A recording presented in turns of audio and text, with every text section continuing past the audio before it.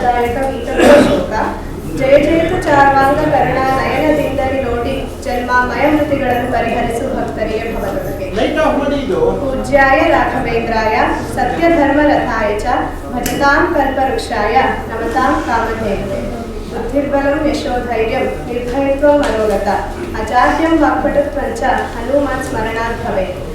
ಧನ್ವಂತ್ರಿ ಶ್ರೀ ಧನ್ವಂತ್ರಿ ಎಂದು ಸನ್ನುತಿಸಿ ಸತತ ಭಿನ್ನ ಜ್ಞಾನದಿಂದ ನಿನ್ನವನೋ ಧನ್ನತಿಯಲ್ಲಿ ನೆನೆವ ಮನ್ನು ಜಬ್ಬುವನದಳು ಧನ್ಯನ ಧನೆನೆನ್ನಿ ಚನ್ನ ಮೂರ್ತಿ ಸುಪ್ರಸನ್ನ ವಿಜಯ ವಿಠಲನ್ನ ಸತ್ಯವೆಂದು ಬಣ್ಣಿಸು ಬಹುವಿಧದಿ. ಇಲ್ಲಿ ನೆರೆದಿರುವ ಎಲ್ಲ ಸದ್ಭಕ್ತರೇ ಮತ್ತು ನನ್ನ ವೈದ್ಯ ಮಿತ್ರರೇ ಹಾಗೂ ವೇದಿಕೆಯಲ್ಲಿ ದಿವ್ಯ ಆಸೀನ ವಹಿಸಿರುವ ಶ್ರೀ ಶ್ರೀ ಅಕ್ಷೋಭ್ಯ ರಾಮಪ್ರಿಯ ತೀರ್ಥರ ಅಡಿದಾವರೆಗಳಿಗೆ ವಂದಿಸುತ್ತಾ ಭ್ರೂಣ ವಿಜ್ಞಾನ ಹಾಗೂ ಕಪಿಲೋಪದೇಶ ಎನ್ನುವ ವಿಷಯದ ಬಗ್ಗೆ ಗುರುಗಳ ಆಜ್ಞೆಯಂತೆ ಯಥಾಮತಿ ಮಾತನಾಡಲು ಬಯಸುತ್ತೇನೆ. ಮೊದಲಿಗೆ ಭ್ರೂಣ ವಿಜ್ಞಾನದ ಬಗ್ಗೆ ಸ್ವಲ್ಪ ಮಾಹಿತಿಗಳು ಹೇಳಲು ಇಷ್ಟಪಡುತ್ತೇನೆ. ಭ್ರೂಣ ವಿಜ್ಞಾನ ಅಥವಾ ಭ್ರೂಣಶಾಸ್ತ್ರ ಎಂದರೆ ನಾವೆಲ್ಲರೂ ಈ ವಿಜ್ಞಾನದಲ್ಲಿ ಎಂಬ್ರಿಯಾಲಜಿ ಅಂತ ಕರಿತೇವೆ. ಇದು ಅಂಡಾಣು ಫಲವತ್ತಾಗುವುದರಿಂದ ಭ್ರೂಣದ ಬೆಳವಣಿಗೆಯವರೆಗೂ ಹೇಳಿಕೊಡುವ ಶಾಸ್ತ್ರವಾಗಿದೆ. ಇದರಲ್ಲಿ ನಮಗೆ ಆಧುನಿಕ ವೈಜ್ಞಾನಿಕ ವಿಧಾನಗಳನ್ನು ಹೇಳಿರುವ ಕೀರ್ತಿ ಕ್ರಿಸ್ತಪೂರ್ವ 384ರಿಂದ 322ರವರೆಗೂ ಅರಿಸ್ಟಾಟಲ್ ಅವರಿಗೆ ಸಲ್ಲುತ್ತೆ. ನಮ್ಮ ಭಾರತೀಯ ಸನಾತನ ಪರಂಪರೆಯಲ್ಲಿ ಇದನ್ನು ಕಪಿಲ ಮುನಿಗಳು ಕ್ರಿಸ್ತಪೂರ್ವ 3100ರಲ್ಲೇ ಭ್ರೂಣಶಾಸ್ತ್ರದ ಬಗ್ಗೆ ಸಾಕಷ್ಟು ವೈಜ್ಞಾನಿಕವಾದ ಮಾಹಿತಿಗಳನ್ನು ದಾಖಲಿಸಿದ್ದಾರೆ. ಹೀಗೆ ನಮ್ಮ ದೇಶದ ಸಂತಾನೋತ್ಪತ್ತಿಗಾಗಿ ಬೇಕಾಗಿರುವ ರಾಜ ಅಂದರೆ ಅಂಡಾಣು ಮತ್ತೆ ವೀರ್ಯ ಅಂದರೆ ರೇತ ಎಂದು ವಿವರಿಸಿದ್ದಾರೆ. ಭಾಗವತದಲ್ಲಿ ಹೇಳುವ ಹಾಗೆ ಈ ವಿಡಿಯೋಲ್ಲಿ ನಾವು ನೋಡ್ತಾ ಹೋದ್ರೆ ನಮಗೊಂದು ಐಡಿಯಾ ಬರುತ್ತೆ. ಯಾಕಂದ್ರೆ ಇದೆಲ್ಲ ಊಹಿಸ್ಬೇಕಲ್ಲ, ಹಾಗಾಗಿ ಒಂದು ವಿಡಿಯೋನಲ್ಲಿ ತೋರಿಸೋಣ ಅಂತ ಅನ್ಕೊಂಡೆ.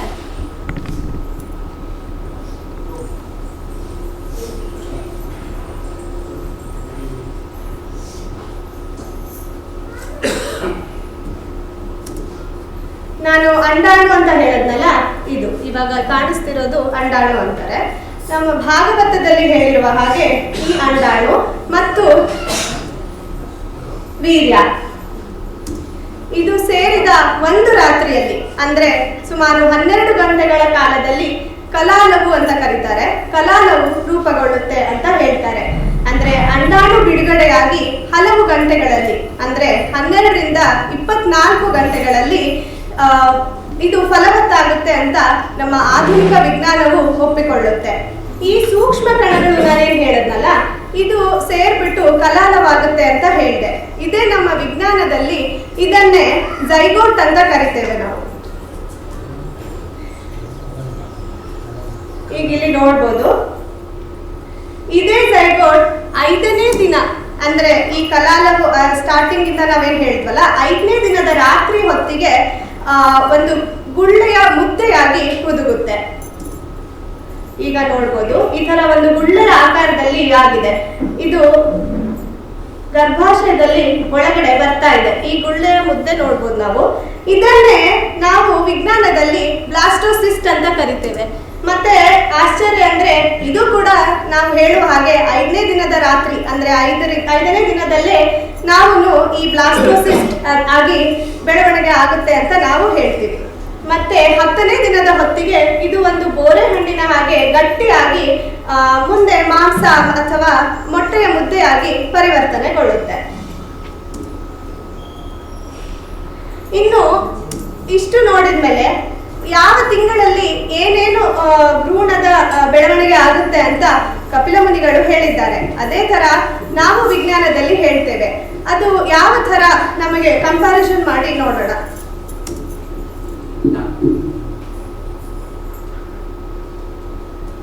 ಪಂಚರಾತ್ರಿನ ಬುದ್ಬುದಃ ಮತ್ತೆ ಪೇಷಂಡ ಅಂತ ಏನಿದೆ ಆ ಭಾಗವನ್ನು ಅವರು ವೈಜ್ಞಾನಿಕವಾಗಿ ಹೇಳಿದ್ರು. ಆ ಶ್ಲೋಕಗಳನ್ನ ಅವ್ರು ಹೇಳ್ತಾ ಇಲ್ಲವಾದ್ರಿಂದ ಅದು ಪರ್ಫೆಕ್ಟ್ ಇದೆ ಅಂತ ಅಂತಾರೆ ಅವರು.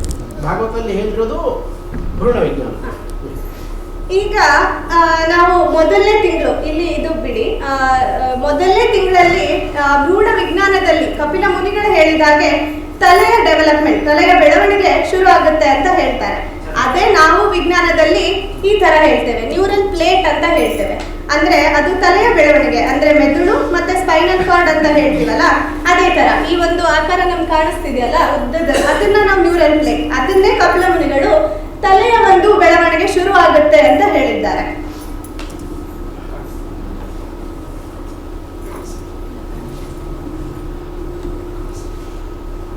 ಇಲ್ಲಿ ನೋಡ್ಬೋದು ಆ ಸ್ಪೈನಲ್ ಕಾರ್ಡ್ ಆಕಾರದಲ್ಲಿ ನಮ್ಗೆ ಕಾಣಿಸುತ್ತೆ, ಇದು ಬೆಳವಣಿಗೆ ಆರಂಭವಾಗಿದೆ. ಇದೆಲ್ಲ ಒಂದನೇ ತಿಂಗಳಿಂದ ಶುರುವಾಗುತ್ತೆ.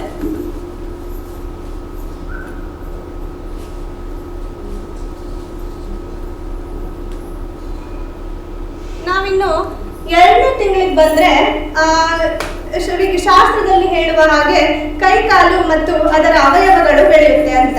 ಅಂದ್ರೆ ಏನು? ಕೈ ಬೆರಳುಗಳು, ಮೊಣಕೈ, ಕಾಲು ಬೆರಳುಗಳು.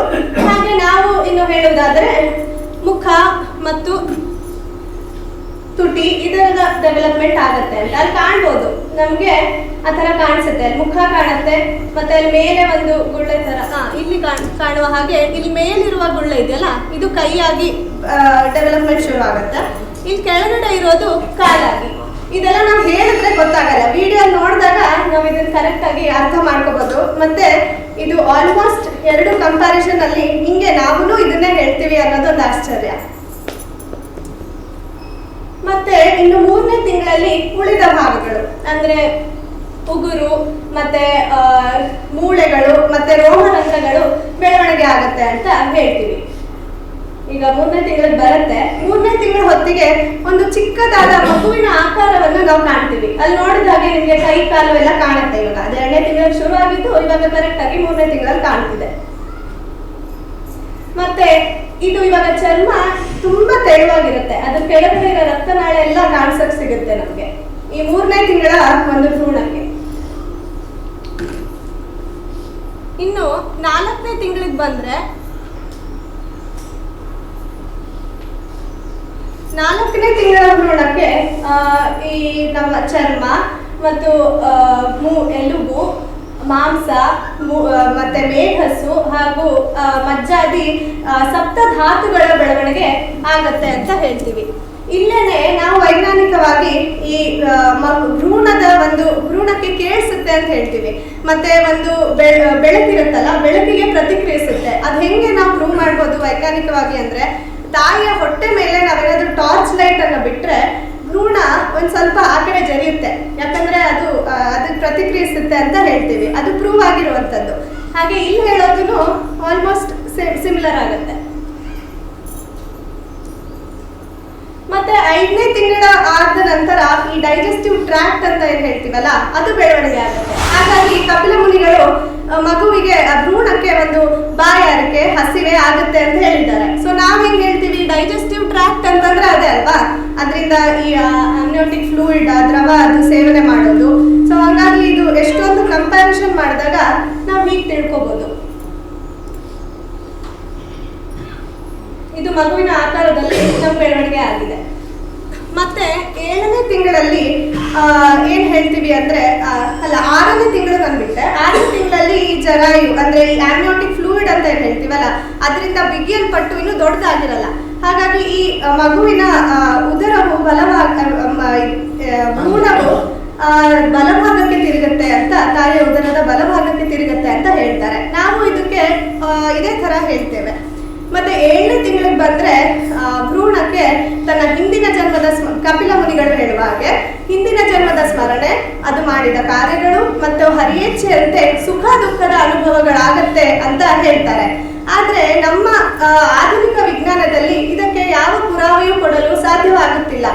ಆದ್ರೆ ನಾವು ಹೀಗೆ ಪರೋಕ್ಷವಾಗಿ ಊಹಿಸಬಹುದು. 7ನೇ ತಿಂಗಳ ಭ್ರೂಣವು ಸರಿಯಾದ ಕಂಡೀಷನ್ಗಳಲ್ಲಿ ಇದ್ದಾಗ 90% ಅಷ್ಟು ಅಂದ್ರೆ 90% ಬದುಕಿ ಉಳಿಯಲು ಸಾಧ್ಯವಾಗುತ್ತದೆ ಅಂತ ನಾವೆಲ್ಲ ಹೇಳ್ತೀವಿ, ನಮ್ಗೆ ತಿಳಿದಿರುವ ಸತ್ಯ. ಆದ್ರಿಂದ ಈ ಭ್ರೂಣದ ಮೆದುಳು 7ನೇ ತಿಂಗಳಲ್ಲಿ ಕಾರ್ಯನಿರ್ವಹಿಸುತ್ತಿರ್ಬೋದಲ್ಲ. ಹಾಗಾಗಿ ಭವಿಷ್ಯದಲ್ಲಿ ನೋಡ್ಬೇಕು, ಈ ಭ್ರೂಣದ EEG ಟ್ರೇಸಿಂಗ್ ಅಂತೀವಿ, ಅಂದ್ರೆ ಮೆದುಳಿನ ಒಂದು ಗ್ರಾಫ್ ನಾವು ತಗೊಂತೀವಿ, ಮೆದುಳಿನ ಚಟುವಟಿಕೆ ಟ್ರೇಸಿಂಗ್. ಆ EEG ಟ್ರೇಸಿಂಗ್ ನಿಂದ ಇದು ನಾವು ಸ್ಪಷ್ಟಪಡಿಸ್ಬೋದೇನೋ ಕಾದ್ ನೋಡ್ಬೇಕಾಗಿದೆ. ಇನ್ನು ನಮ್ಮ ವಿಜ್ಞಾನದಲ್ಲಿ ಅಷ್ಟು ಮುಂದುವರೆದಿಲ್ಲ. ಆಮೇಲೆ ಇನ್ನು ಹಲವು ಸಂಗತಿಗಳಿಗೆ ಬಂದ್ರೆ ಕಪಿಲ ಮುನಿಗಳು ಹೇಳುವ ಹಾಗೆ ಭ್ರೂಣವು ಯಾವ ಪೊಸಿಷನ್ ನಲ್ಲಿ ಇರುತ್ತೆ ಅಂತಾನೂ ಹೇಳಿದ್ದಾರೆ. ಅದ್ರ ತಲೆ ಮತ್ತೆ ಬೆನ್ನು ಬಗ್ಗಿಸಿಕೊಂಡು ಮಲಗಿರುತ್ತೆ ಅಂತ ಹೇಳಿದ್ದಾರೆ. ನೀವಿಲ್ಲಿ ಗಮನಿಸಿದ್ರೆ 3ನೇ ತಿಂಗಳು 4ನೇ ತಿಂಗಳಲ್ಲಿ ನಾನು ತೋರಿಸಿದಾಗ ಭ್ರೂಣದ ತಲೆ ಮತ್ತು ಬೆನ್ನು ಹೀಗೆ ಬಗ್ಗಿಸ್ಕೊಂಡಿತ್ತು. ಅದನ್ನ ಕಪಿಲ ಮುನಿಗಳು ಅವಾಗಲೇ ಹೇಳಿದ್ದಾರೆ. ನಾವಿವಾಗ ಬಂದಿರೋ ಅಲ್ಟ್ರಾಸೌಂಡು ಇಮೇಜಿಂಗ್ ಇದ್ರ ಮೂಲಕ ಇದನ್ನ ನಾವು ಹೇಗಿದ್ರು ನಾವು ಅದನ್ನ ಸ್ಪಷ್ಟಪಡಿಸ್ಬಿಟ್ಟಿದೀವಿ ಆಗ್ಲೇ. ಮತ್ತೆ ಇನ್ನೊಂದು ಸಂಗತಿ ಅಂದ್ರೆ ಭ್ರೂಣಕ್ಕೆ ಉಸಿರಾಡುವ ಅವಶ್ಯಕತೆ ಇಲ್ಲ ಅಂತ ಶಾಸ್ತ್ರದಲ್ಲಿ ಹೇಳಿದ್ದಾರೆ. ಅದು ಕೂಡ ಸತ್ಯ. ಯಾಕಂದ್ರೆ ಭ್ರೂಣವು ಆಮ್ನಿಯೋಟಿಕ್ ದ್ರವದಲ್ಲಿ ಇರೋದ್ರಿಂದ ಅದಕ್ಕೆ ಉಸಿರಾಟ ಅವಶ್ಯಕತೆ ಇಲ್ಲ. ಅದಕ್ಕೆ ಬೇಕಾಗಿರೋ ಆಮ್ಲಜನಕ ಮತ್ತು ಅದಕ್ಕೆ ಬೇಕಾಗಿರೋ ಪೋಷಣೆಗಳು ತಾಯಿಯ ಒಂದು ರಕ್ತದ ಮೂಲಕವೇ ದೊರೆಯುವುದರಿಂದ ಮತ್ತೆ ಅದಕ್ಕೆ ಬೇಡದಾಗಿರೋ ಕೆಟ್ಟ ಪದಾರ್ಥಗಳು ತಾಯಿಯ ರಕ್ತದ ಮೂಲಕ ಹೊರ ಹೋಗುತ್ತದೆ. ಹಾಗಾಗಿ ಇದು ಕೂಡ ಒಂದು ಸಾಬೀತುಪಡಿಸಿರುವ ಸತ್ಯವಾಗಿದೆ. ಮತ್ತೆ 10ನೇ ತಿಂಗಳಿಗೆ ಬಂದರೆ ಈ ಪ್ರಸೂತಿ ವಾಯುವಿನಿಂದ ಭ್ರೂಣವು ತಾಯಿಯ ಮಾರ್ಗದಿಂದ ಹೊರಬರುತ್ತೆ ಅಂತ ಹೇಳ್ತೀವಿ. ಈ ಹೆರಿಗೆ ಸಮಯದಲ್ಲಿ ಭ್ರೂಣವು ಸಾಕಷ್ಟು ಕಷ್ಟ ಅನುಭವಿಸುತ್ತೆ ಅಂತ ಶಾಸ್ತ್ರದಲ್ಲಿ ಹೇಳ್ತಾರೆ. ಮತ್ತೆ ಅದರ ಒಂದು ಏನ್ ಮೆಮೊರಿ ಅಂತ ಹೇಳಿದ್ವಲ್ಲ, ಅದರ ಜ್ಞಾನ ಕೂಡ ಭ್ರೂಣವು ಕಳೆದುಕೊಳ್ಳುತ್ತೆ ಅಂತಾನೂ ಹೇಳ್ತಾರೆ. ಇದನ್ನು ಈ ಒಂದು ಪಾಯಿಂಟ್ ಅನ್ನು ನಾವು ವಿಜ್ಞಾನದಲ್ಲಿ ಹೇಳಲು ಸಾಧ್ಯವಾಗ್ತಿಲ್ಲ. ಆದ್ರೆ ಒಂದು ಪಾಯಿಂಟ್ ಇದೆ. ಭ್ರೂಣವು ಹೊರ ಬರುವಾಗ ತಾಯಿಯ ಮಾರ್ಗದ ಮೂಲಕ ಅದರ ತಲೆ ಅತ್ಯಂತ ಸಂಕುಚಿತಗೊಳ್ಳುತ್ತೆ ಅಂತ ಎಲ್ಲರಿಗೂ ತಿಳಿದಿರುವ ಸತ್ಯ. ವಿಜ್ಞಾನವು ಅದನ್ನ ಒಪ್ಕೊಳ್ಳುತ್ತೆ. ಇದನ್ನ ನಾವು ಹೀಗೆ ಅನ್ಕೋಬಹುದು, ಈಗ ಮಾನವರಿಗೆ ಏನಾದ್ರೂ ಅಪಘಾತ ಆದಾಗ ತಲೆಗೆ ಏಟು ಬಿದ್ದಾಗ ನಮಗೆ ಸ್ಮರಣಾಶಕ್ತಿ ನಷ್ಟವಾಗುತ್ತೆ ಅಂತ ಎಲ್ಲರಿಗೂ ಗೊತ್ತು, ಹಾಗೂ ವಿಜ್ಞಾನವು ಅದನ್ನ ಹೇಳುತ್ತೆ.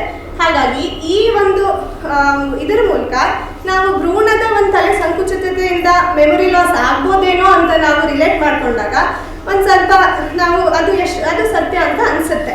ನಾವ್ ಇವಾಗ ಪ್ರೂವ್ ಮಾಡಕ್ಕಾಗಿಲ್ಲ ಅಂದ್ರೂ ಮುಂದೆ ಬರ್ಬೋದೇನೋ ನೋಡ್ಬೇಕು. ಹಾಗೆಯೇ ಕಪಿಲ ಮುನಿಗಳು ಭ್ರೂಣದ ಬೆಳವಣಿಗೆ ಮತ್ತೆ ಭ್ರೂಣ ಹೇಗೆ ಅದರದ್ದು ಒಂದು ಬೆಳವಣಿಗೆ ಹೇಗೆ ಇದೆ ಅಂತ ಹೇಳೋದು ಮಾತ್ರವಲ್ಲದೆ, ಈಗ ಒಂದು ಗರ್ಭಧಾರಣೆಗೂ ಮುಂಚೆ ತಾಯಿಯ ಮನಸ್ಥಿತಿ ಹೇಗಿರ್ಬೇಕು, ತಾಯಿ ಯಾವ ರೀತಿಯಾಗಿ ಪ್ರಿಪೇರ್ ಆಗಿರ್ಬೇಕು ಗರ್ಭಧಾರಣೆಗೆ ಅಂತ ಹೇಳುವುದಕ್ಕೆ ಒಂದಷ್ಟು ನಿಯಮಗಳನ್ನು ಹೇಳಿದ್ದಾರೆ. ಅದು ವ್ರತಗಳಾಗಿ ಒಂದು 28 ನಿಯಮಗಳನ್ನಾಗಿ ವಿವರಿಸಿದ್ದಾರೆ. ಕಾಶ್ಯಪ ಋಷಿಗಳು ಹೇಳಿದ್ದು.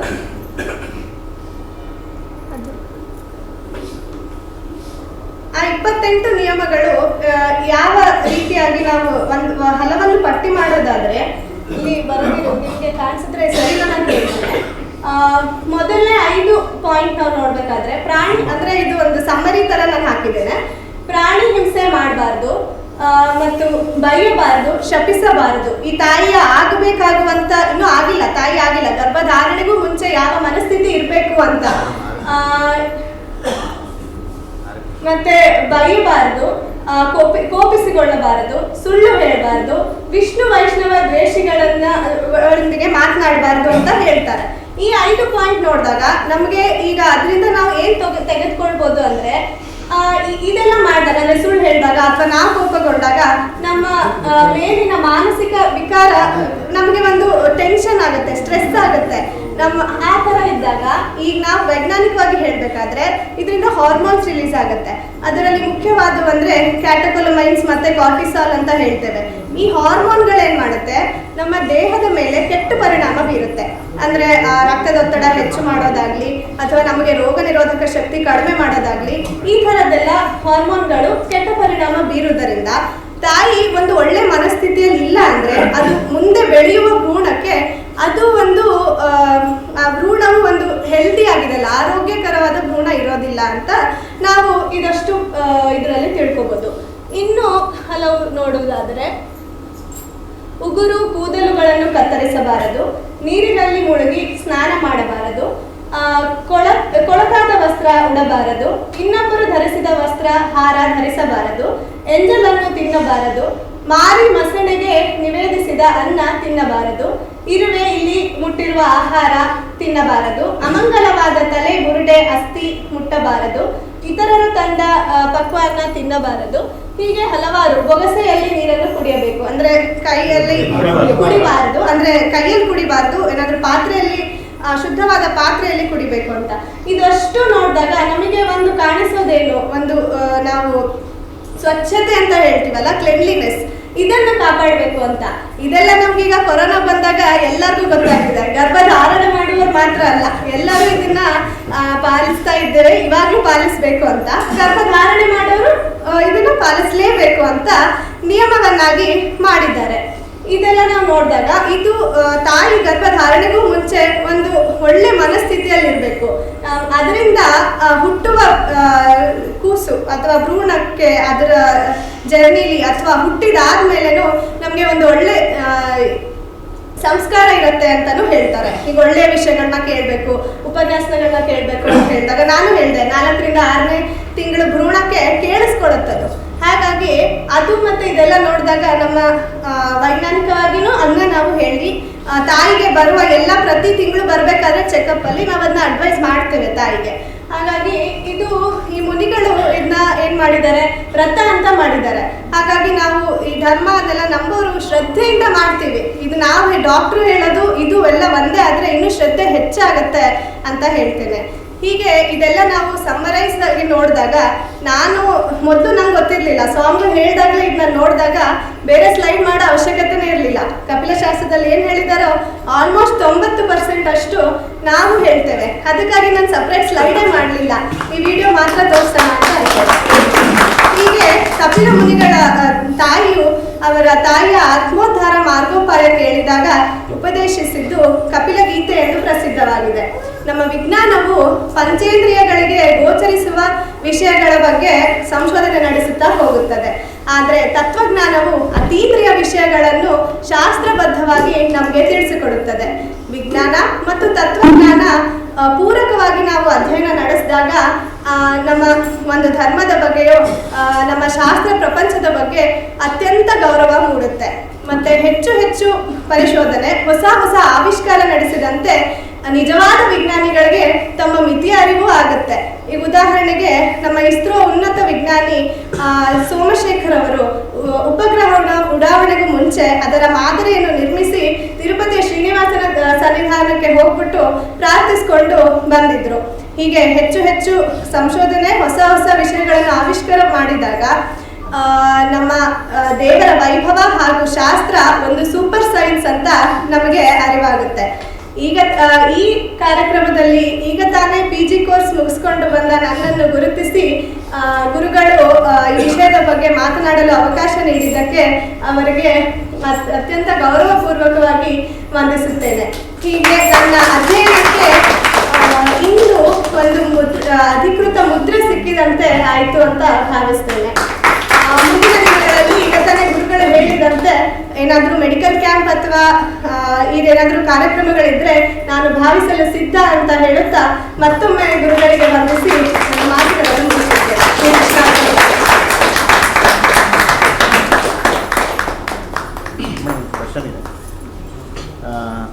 ನೀವು ಹೇಳಿದ್ರಿ 4ರಿಂದ 6ನೇ ತಿಂಗಳಲ್ಲಿ ಮಗುವಿಗೆ, ಅಂದರೆ ಆ ಗರ್ಭದಲ್ಲಿರುವ ಮಗುವಿಗೆ ಏನಾದರೂ ಹೇಳಿದ್ರೆ ಸ್ಮರಣೆ ಇರ್ತದೆ, ಅದು ಬರ್ತದೆ, ಅದಕ್ಕೆ ಗೋಚರ ಆಗುತ್ತೆ ಅಂತಂದ್ಬಿಟ್ಟು ಅಂತ. ಅದು ನೀವು ಅದು ಮಗು ಗರ್ಭದಿಂದ ಹೊರಗೆ ಬರಬೇಕಾದ್ರೆ ಶಿರ ಫಸ್ಟ್ ಹೊರಗಡೆ ಬರಬೇಕಾದ್ರೆ ಸಂಕುಚಿತ ಆಗೋದ್ರಿಂದ ಅದರದ್ದು ಸ್ಮರಣೆ ಹೋಗಬಹುದು ಅಂತ ಇರುತ್ತೆ. ಅದು ಹೋಗದೆ ಆಗ್ಲೇ ಇರ್ಲಿಕ್ಕೂ ಚಾನ್ಸಸ್ ಇದೆಯಾ ಅಂತ ಅನ್ನೋದು. ಅಂದ್ರೆ ನಾವು ಅದನ್ನ ಹೇಳಿದ್ನಲ್ಲ, ವಿಜ್ಞಾನದಲ್ಲಿ ಅದು ಸ್ಮರಣೆ ಹೋಗುತ್ತೆ ಅಂತ ನಾವು ಇನ್ನೂ ಪ್ರೂವ್ ಮಾಡಿಲ್ಲ.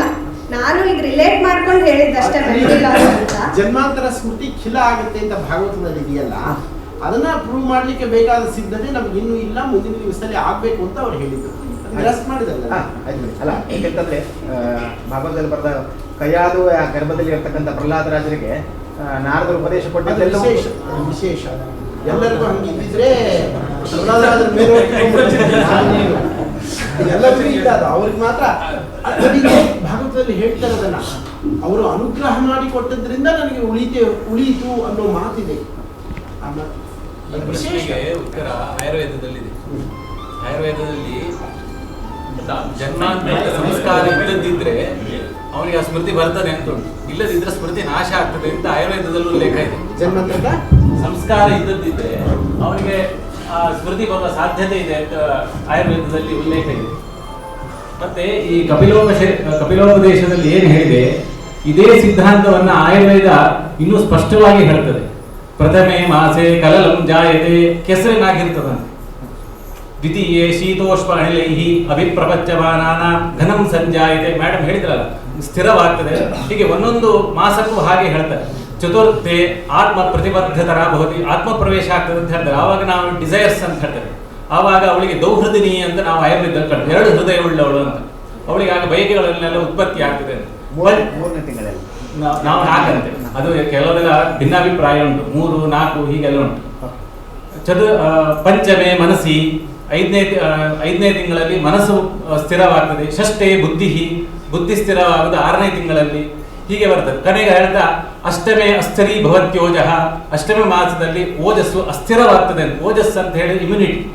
ಈಗಿನ ವಿಜ್ಞಾನ ಹೇಳ್ತಾರೆ IG ಎನ್ನುವ ಇಮ್ಯೂನ್ ಸಿಸ್ಟಮ್ ತಾಯಿಯಿಂದ ಮಗುಗೆ ಹೋಗುದು, ಐ ಥಿಂಕ್ 8ನೇ ತಿಂಗಳಲ್ಲಿ ಅದು ಪ್ರವೇಶ ಆಗ್ತದೆ ಎಂದು ಬರ್ತದೆ. ಅಸ್ಥಿರೀ ಭವತ್ಯೋಜ, ಅಲ್ಲಿದ್ದದ್ದು ಈಚೆ ಬರುವುದು, ಆಚೆದ್ದು ಆಚೆ ಬರುವುದು. ಹಾಗಾಗಿ ಅಷ್ಟಮ ಮಾಸದಲ್ಲಿ ನವಮ ದಶಮ ಏಕಾದಶೇವ ಪ್ರಸೂತಂ ಸಂಜಾಯತೆ. ಹೀಗೆ ಆಯುರ್ವೇದ ಇದೇ ಸಿದ್ಧಾಂತವನ್ನು ಸುಶ್ರುತ ಮತ್ತೆ ಚರಕ ಇಬ್ಬರು ಸ್ಪಷ್ಟವಾಗಿ ವೆರಿ ಕ್ಲಿಯರ್ ಆಗಿ ಹೇಳಿದ್ದಾರೆ.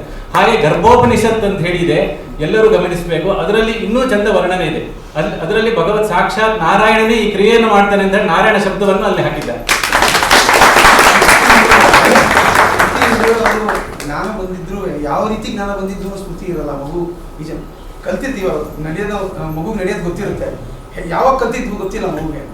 ಆತರ ಮಗು ಈಚೆ ಬಂದಾಗ ಅಲ್ಲಿ ಜನ್ಮಾಂತರ ಸ್ಮೃತಿ ಇರ್ತಾ ಇರೋದು. ಹೊರಗಿನಿಂದ ನಾವು ಸೇರ್ಸೋದು ಬೇಡ. ಭಾಗವತದಲ್ಲಿ ಏನಿದೆ ಜನ್ಮಾಂತರ ಸ್ಮೃತಿಯ ಬಗ್ಗೆ ಜಾತಮಾತ್ರ ಮೃಗಾಗಾವಃ ಪಕ್ಷಿಣಃ ಹಸ್ತಿನೋ ಝಷಾಃ ಭಯಾಭಯ ಸುಭೋಗಾದು ಕಾರಣಾನಿ ವಿಜಾನತೆ ಅಂತ ಮಾತನ್ನು ಉಲ್ಲೇಖ ಮಾಡ್ತಾ, ಮನುಷ್ಯರಿಗೆ ಮಾತ್ರ ಅಲ್ಲ ಪ್ರತಿಯೊಬ್ಬರಿಗೂ ಕೂಡ ಪೂರ್ವಜನ್ಮದ ಸಂಸ್ಕಾರ ಇರುತ್ತೆ. ಆದ್ರೆ ಅದು ಹುಟ್ಟಿದಾಗ ಎಲ್ಲವೂ ಮರೆತು ಹೋಗೋದಿಲ್ಲ. ಆ ಸಂಸ್ಕಾರ ಇರುತ್ತೆ. ಆ ಸಂಸ್ಕಾರವನ್ನು ಅಭಿವ್ಯಕ್ತಗೊಳಿಸಲಿಕ್ಕೆ ಬೇಕಾದ ಪದಗಳಿಲ್ಲದೆ ಇರ್ಬೋದು. ಹಾಗಾಗಿ ಕೆಲವು ಮಕ್ಕಳೇನಿರ್ತಾರೆ ತುಂಬಾ ಚಿಕ್ಕ ವಯಸ್ಸಿನಲ್ಲಿ ವಾಯುಸ್ಥಿತಿಯನ್ನು ಪೂರ್ಣ ಹೇಳ್ಬಿಡ್ಬೋದು. ಕೆಲವು ಮಕ್ಕಳು ಶಾಸ್ತ್ರವನ್ನ ನಾವು ಕಷ್ಟಪಟ್ಟು ಹೇಳಬೇಕಾದಂಥ ಶಾಸ್ತ್ರವನ್ನು ಕೂಡ ಸುಲಭವಾಗಿ ಅರ್ಥ ಮಾಡ್ಕೊಳ್ತಾರೆ.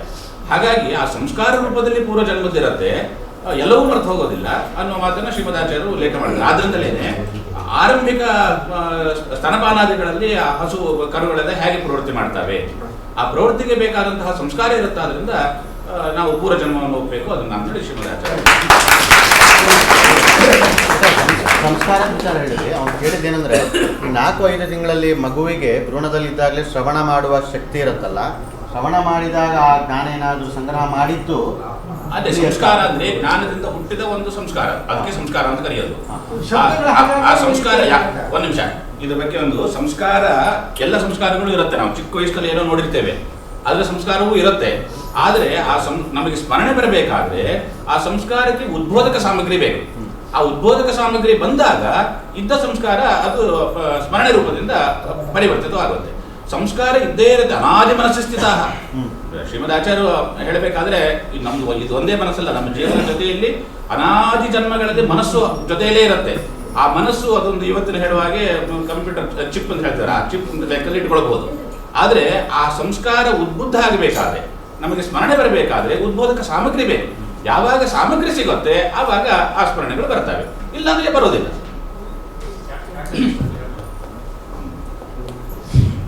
ತುಂಬಾ ಅದ್ಭುತವಾಗಿ ನಮಗೆ ಭ್ರೂಣ ವಿಜ್ಞಾನ ಹಾಗೂ ಡಾಕ್ಟರ್ ಕೌಸ್ತುಭ ಅವರಿಗೆ ಶ್ರೀಮಠದ ವತಿಯಿಂದಾಗಿ ಅಭಿನಂದನೆಗಳನ್ನು ಸಲ್ಲಿಸ್ತಾ ಇದ್ದೇನೆ. ನಮ್ಮಲ್ಲಿ ಒಂದು ವಿಷಯವನ್ನ ಕೇವಲ ಒಂದು ಕಡೆ ಹೇಳಿಬಿಡೋದು ಅಂತಿಲ್ಲ. ಒಂದು ಶ್ರೀಮದ್ ನ್ಯಾಯ ಸಿದ್ಧಾಂತದಲ್ಲಿ ಶ್ರೀಮದ್ ಆಚಾರ್ಯ ಹೇಳ್ತಕ್ಕಂತಹ ವಿಚಾರವೂ ಬಂತು, ಮುಖ್ಯವಾಗಿ ಶ್ರೀಮದ್ ಭಾಗವತದಲ್ಲಿ ಪ್ರತಿಪಾದನೆ ಮಾಡಿರ್ತಕ್ಕಂತಹ ವಿಚಾರವೂ ಬಂತು, ಹಾಗೂ ವೈಜ್ಞಾನಿಕವಾಗಿ ಇಲ್ಲಿ ಡಾಕ್ಟರ್ಗಳು ಹೇಗೆ ಹೇಳ್ತಾರೆ ಅನ್ನೋದು ಕೂಡ ಬಂತು. ಅಂದ್ರೆ ಚರಕ ಇನ್ನು ಆಯುರ್ವೇದದಲ್ಲಿಯೂ ಕೂಡ ಹಾಗೆ ಒಂದು ವಿಷಯವನ್ನು ತೆಗೆದ್ವಿ ಅಂತ ಹೇಳಿದ್ರೆ ನಮಗೆ ಶಾಸ್ತ್ರದಲ್ಲಿ ಅದನ್ನೆಲ್ಲ ಮುಂಚೆಯೇ ಎಲ್ಲವನ್ನ ಹೇಳಿದ್ದಾರೆ ಅನ್ನೋದು ಪುನಃ ಪುನಃ ನಮಗೆ ನಮಗೆ ಸಾಬೀತಾಗ್ತಾ ಇದೆ. ಇಂತಹ ವಿಷಯದಲ್ಲಿ ತುಂಬಾ ಅದ್ಭುತವಾಗಿ ನಮಗೆ ನಿರೂಪಣೆ ಮಾಡಿಕೊಂಡಿರ್ತಕ್ಕಂಥ ಡಾಕ್ಟರ್ ಕೌಸ್ತುಭ ಅವರಿಗೆ ಅಭಿನಂದನೆಗಳನ್ನು. ಹಾಗೂ ಇನ್ನ ಇದೇ